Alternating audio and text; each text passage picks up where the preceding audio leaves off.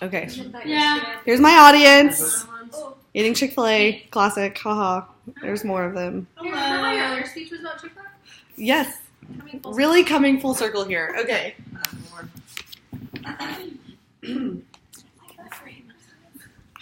So fast. Now we have to start over. No, we don't. No, we're not starting over. Okay. Drop it. Okay.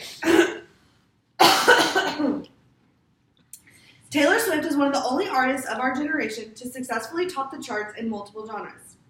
I've been a fan of her ever since 5th grade when I sat and watched her Our Song music video on my desktop computer for 3 hours straight. Not only is she an incredible artist, she's an advocate for artists' rights and standing up for yourself. Taylor Swift is someone who writes her own music, doesn't back down from what is right, and uses her influence for good. She takes massive pride in her hard work as well.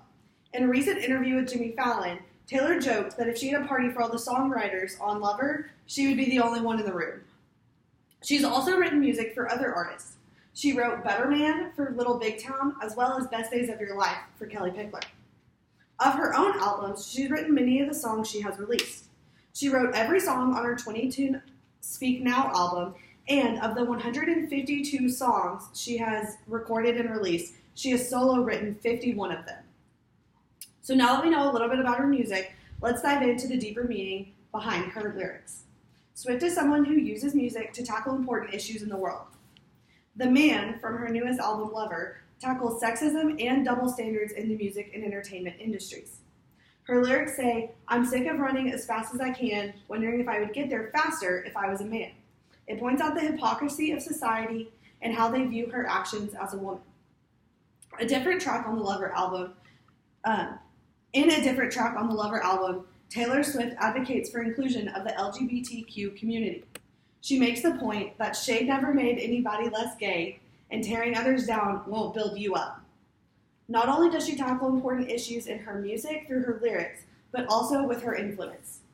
Swift has repeatedly stood up for herself and other artists' rights. In 2018, due to Apple's policy of not giving royalties to artists during the 3-month free trial for customers, Taylor withheld her 1989 album from the platform.